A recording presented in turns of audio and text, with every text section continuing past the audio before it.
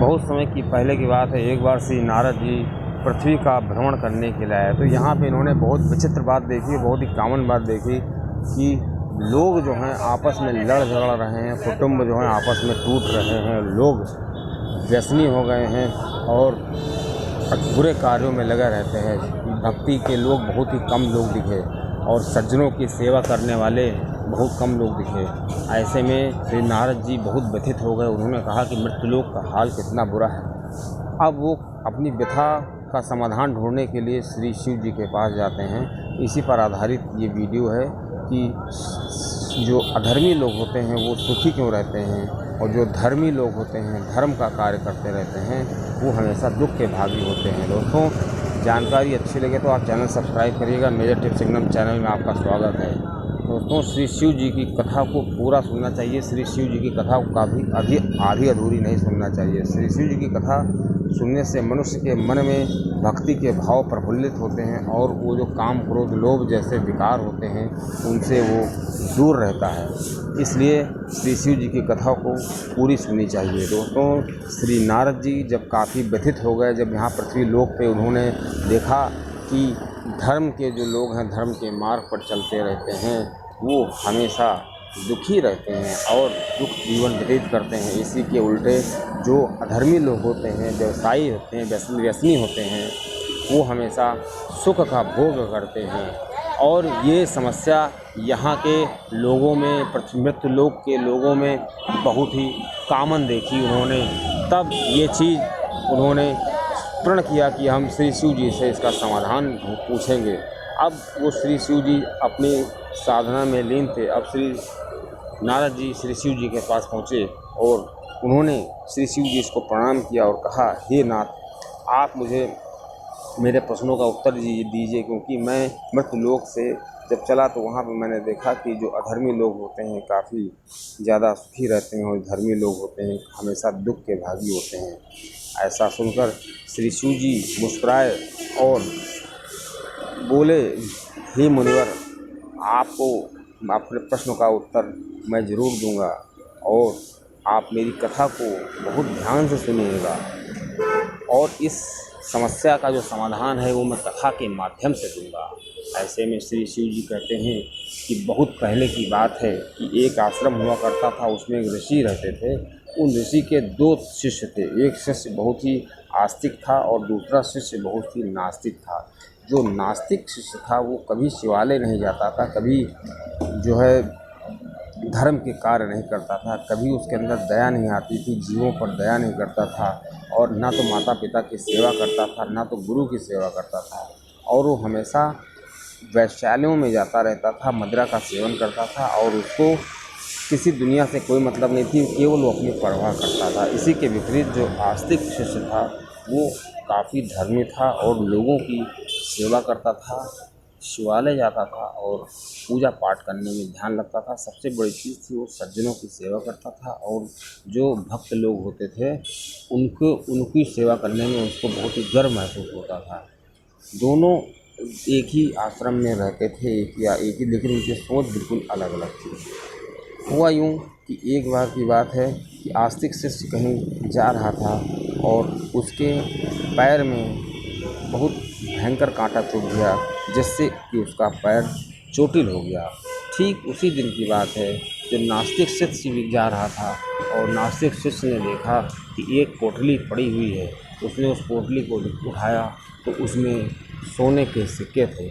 उसने खोल के देखा। अब वो बहुत खुश हो गया। जो नास्तिक शिष्य था उसने कहा कि अब तो मैं रोज़ बदल के वैश्यालय जा सकूंगा, मदिरा का सेवन करूंगा और सुखपूर्वक जीवन व्यतीत करूंगा। और वो इतना प्रसन्न था। तब उसने आस्तिक का हाल देखा कि उसी दिन आस्तिक के पैर में कांटा चुभा था, जिससे कि उसका पैर चोटिल हो गया था और वो ठीक से चल नहीं पा रहा था। अब जो कि नास्तिक था वो इतना प्रसन्न था, उसने उस आस्तिक से कहा कि तुम जब ईश्वर को भजन करते हो, भक्ति करते हो, मैंने तुमसे पहले ही कहा है कि ये सब ढकोसले होते हैं, इनसे कोई फ़ायदा नहीं है, कोई ईश्वर नहीं होता है। देखो, तुम इतनी भक्ति करते हो, साधु संतों की सेवा करते हो, लोगों पर दया करते हो, जीवों पर दया करते हो, और तुमको बदले में क्या मिला? चोट लगी। और मुझे क्या मिला? तो अगर मेरे साथ चले होते वैश्यालय की तरफ तो वहाँ भी तुमको भी ये सोने की पोटली मिली होती और मैं उसको आधा बाँट लेता। लेकिन चूँकि तुम तो हमेशा मंदिर जाते रहते हो और वहाँ जाने का तुमने परिणाम देखा कि तुम्हारे पैर चोटिल हो गया और तुम ठीक से चल भी नहीं सकते हो। अब जब ये चीज़ नास्तिक के द्वारा आस्तिक को बताई गई, तब आस्तिक का मन भी थोड़ा सा विचलित हो गया। उसने सोचा कि कहीं ना कहीं ये ठीक ही कह रहा है। अब चूँकि आस्तिक ने अच्छे कार्य कर रखे थे, तो उसका मन इतनी जल्दी विचलित होने वाला नहीं था। अब जो आस्तिक था, उसके मन में जब प्रश्न आया कि क्या अधर्मी लोग हमेशा सुखी जीवन व्यतीत करते हैं और जो धर्म की राह पर चलते हैं वो हमेशा दुखी रहते हैं, उसने सोचा कि चल के अपने गुरुजी से पूछते हैं। दोनों गुरुजी के पास गए और गुरुजी से प्रश्न किया, यही प्रश्न किया कि देखिए मेरे साथ ऐसा हुआ और आस्तिक के साथ ऐसा हुआ।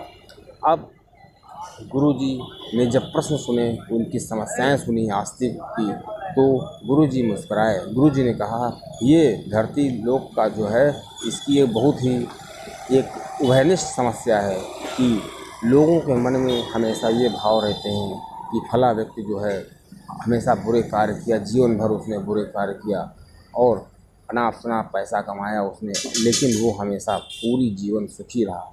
और इसके विपरीत मैंने हमेशा धर्म के कार्य की एक कथा सुनी और सत्संग के लोगों की सेवा की, संतों की सेवा की, माता पिता की सेवा की, लेकिन उसके बदले पूरा जीवन जो मेरा है वो दुखी पूर्वक जीवन हमने व्यतीत किया।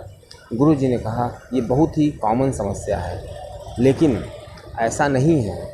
गुरुजी ने आस्तिक को आश्वासन देते हुए कहा कि जहाँ तक मैं देख पा रहा हूँ, आज के दिन वो जो नास्तिक था उसको बहुत बड़ा लाभ होने वाला था, उसको करोड़ों का धन मिलने वाला था। लेकिन चूँकि उसने जीवन भर बुरे कार्य किए हैं और उस बुरे कार्य की वजह से उसके जो अच्छे प्रारब्ध थे, पूर्व जन्म के जो प्रारब्ध थे, चूँकि वो पूर्व जन्म में जो नास्तिक था, पूर्व जन्म में बहुत बड़ा संत हुआ करता था, बहुत बड़ा दानी था और वो हमेशा भंडारे कराता था, संतों की सेवा करता था, कुंभ का स्नान करता था। लेकिन उसको इसी का फल मिला कि इस जन्म में उस बहुत ही सुखी जीवन व्यतीत कर रहा था, लेकिन जब उसको धन मिल गया तो उसके मन में आलस आ गया और वो घमंडी हो गया। इसके चलते वो व्यसनी हो गया और इस व्यसन की वजह से ही वो अच्छे कार्य करने की सोच भी नहीं सकता था और नास्तिक बन गया। और अगर वो इस जन्म में भी अच्छे कार्य करता तो वो करोड़पति बन गया होता, लेकिन चूँकि उसने अपने पूर्व जन्म के प्रारब्ध को बुरे कर्म करके काट दिए थे, इसलिए उसको जो करोड़ों रुपए मिलने वाले थे, उस करोड़ों रुपए के एवरेज में उसको केवल थोड़ा सा धन मिला और वो जो थोड़ा सा धन है वो उसका कुछ ही दिनों में खर्च हो जाएगा और उसके बाद वो काफ़ी परेशान रहेगा। ऐसा गुरुजी ने कहा कि मैं देख रहा हूँ। और गुरुजी ने कहा, मैं जहाँ तक देख रहा हूँ, तुम पूर्व जन्म में बहुत ही अधर्मी व्यक्ति थे, कोई भी कार्य सही नहीं करते थे, लोभी थे, तुमने बहुत लोगों का कर्ज ले रखा हुआ था, उनको नहीं वापस किया और इस प्रकार तुमने बहुत से पाप के कार्य किए और तुम्हारे पाप इतने ज़्यादा थे कि तुम उस जन्म में भोग नहीं सकते थे। उन्हीं पापों को भोगने के लिए तुमको ये जन्म लेना पड़ा और आज के दिन तुम्हारे जो पूर्व जन्म के पाप थे, पूर्व जन्म के जो प्रारब्ध थे, कष्ट थे, वो पूरी तरीके से ख़त्म हो रहे थे और आज तुम्हारी मृत्यु होना था। लेकिन चूँकि तुमने इस जन्म में बहुत ही अच्छे कार्य किए हैं, शिवालय जाकर के तुमने जल चढ़ाया है और संतों की सेवा की है, सत्संग किए हैं और इन्हीं सब का परिणाम है कि तुम्हारी मृत्यु टल गई है और तुम्हारी मृत्यु टल करके एक कांटे के रूप में आ गई और कांटे से केवल तुम चोटिल हुए। और इसके विपरीत जो तुम्हारा जो सहपाठी है, जो नास्तिक है, उसको बहुत सा धन मिलना था और उस धन मिलने के बजाय उसको केवल थोड़े से ही धन से संतुष्ट होना पड़ा। अब श्री शिव जी ने श्री नारद जी से कहा, हे नारद मुनि, आपके प्रश्न के उत्तर मिल गए होंगे, आपके प्रश्न के उत्तर इसी कथा में है। श्री नारद जी ने कहा, हे शिव महाराज, आपने जो कथा सुनाई है उससे मुझे आपके अपने प्रश्नों के उत्तर मिल गए हैं श्री शिव जी ने और श्री नारद जी को समझाते हुए कहा कि मनुष्य को लगता है कि वो जैसे कार्य कर रहा है वो अच्छा कर रहा है, अपनी बुद्धि के हिसाब से कार्य करता है, लेकिन जो मनुष्य का जन्म होता है वो पूर्व जन्म के प्रारब्ध से होता है। जो किसी जन्म में अच्छा कार्य करते हैं और उनके जो अच्छे कार्य का फल उनको उस जन्म में मिलता है, लेकिन अगर उनके अच्छे कार्य शेष रह जाते हैं तो उनको फिर दूसरा जन्म लेना पड़ता है, और वही उनके अच्छे कार्य इस जन्म में उनके प्रारब्ध बनकर उनका जन्म जो है किसी अच्छे घराने में, राजसी घराने में या किसी सेठ के घराने में कर देते हैं। तो उस मनुष्य का जन्म जो होता है वो उसका पूर्व जन्म के प्रारब्ध के आधार पर होता है। जन्म होने के बाद बारी आती है इस जन्म में कर्म करने की। अब मनुष्य इस जन्म में जैसे कर्म करता है उसी हिसाब से उसको अगले जन्म में या उसी जन्म में कष्ट भोगने होते हैं। अगर वो अच्छे कार्य करता है तो उसके प्रारब्ध और अच्छे हो जाते हैं और उसका जो अगला जन्म होता है काफ़ी अच्छा होता है। लेकिन अच्छे कुल में जन्म लेने के बाद भी अगर वो बुरे कर्म कर रहा है तो उसको अगले जन्म में या इसी जन्म के उत्तरार्ध में काफ़ी कष्ट भोगने होते हैं।